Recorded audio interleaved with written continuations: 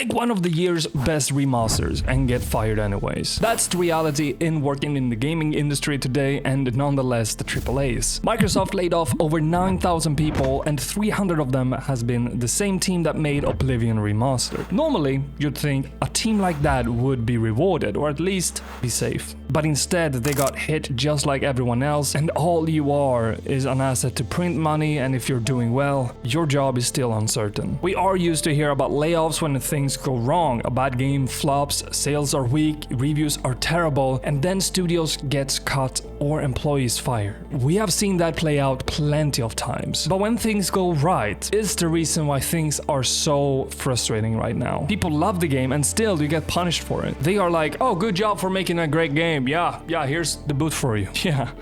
How nice is that? I mean, that's not how you should get treated at all. Not if you were part of this project. At very least, you should be safe, as I said before. Working in the AAA industry today is no longer a safe haven. A career set in stone, it's just a ticking bomb of when you will get the boot. There was a time I thought Microsoft would be different. When they started to buy up studios, I genuinely thought it was a good thing. Potentially giving them more resources and time to actually make something amazing. Instead, they bought a lot of companies to later just lay them off. Cancelled projects that a lot of people were hyped about. For an example, Perfect Dark, a franchise I grew up with and absolutely loved. Especially when it came out on Xbox 360, the Perfect Dark Zero, it gave great memories. They showed it wasn't games that they were interested in, it was to make the shareholders happy. But in reality, when the consumers are happy, the shareholders usually also tend to be happy. Why? Well, the more people that are happy with the product will buy the games. And when more people are buying the games, the more money is going to the company and more goes to the shareholders. The math is pretty simple, but making good games is a process and takes time. But instead of making good games and listen to the target audience, they decide to go astray to later just waste money and cancel projects. At the end of the day, it feels more like it's less about making great games and more making the shareholders happy.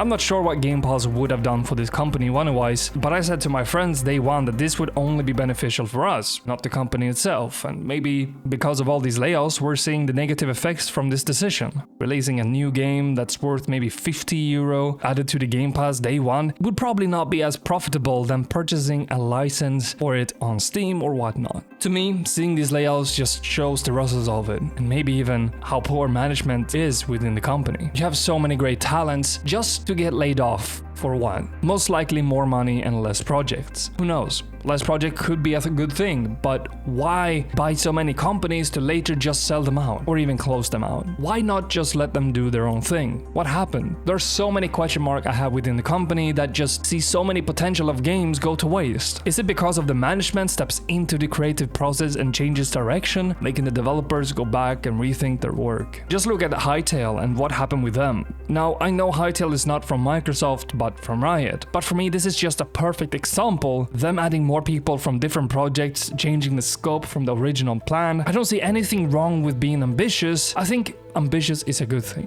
But if you don't have a great core foundation, the game will fail.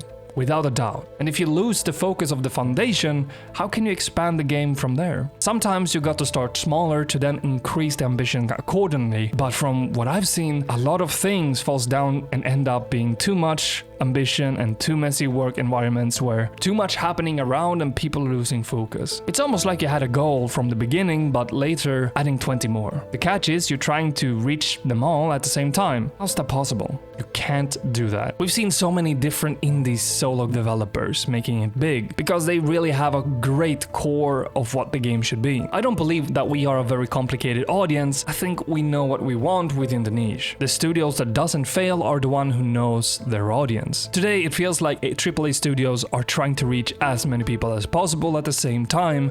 Instead, they're missing the mark completely. If you want to be successful, you need to know what you look for within the niche. If you want to be even bigger, you need to innovate. And trust me, that's not easy to do. You gotta be careful with what defines a successful game. Some people might see one game as a failure, while others see it as a successful launch. Because it's different if it's something that's trying to be like Call of Duty versus something that is like Quake. Quake. Some people absolutely love the genre that is very similar to Quake, but Quake's player base and their arena shooter, that player base is extremely low. People are not as into it as it was once before, but you can steal the actual core foundation from it and make something new. That's innovation. Expedition 33 really brought so many people into the turn-based games. For some, that was the first glance at what turn-based games could look like, with their own touch of course. They made it more interactive, beautiful, and had an amazing story. They knew what they were looking for. They had a really great idea and a clear goal on how to achieve it. Therefore, it succeeded. They knew exactly what the audience wanted within that niche. On top of that, more people got intrigued and wanted to give it a shot, even though they'd never been interested in this genre before. The AAA will most likely see the success and probably want to replicate this too. They see this and learn from the lesson, but for the wrong reasons, and therefore a lot of us losing trust from the companies that were once highly regarded to now. But hey, I'm just one of many people that want to see great games in the world. See new remake games done right, like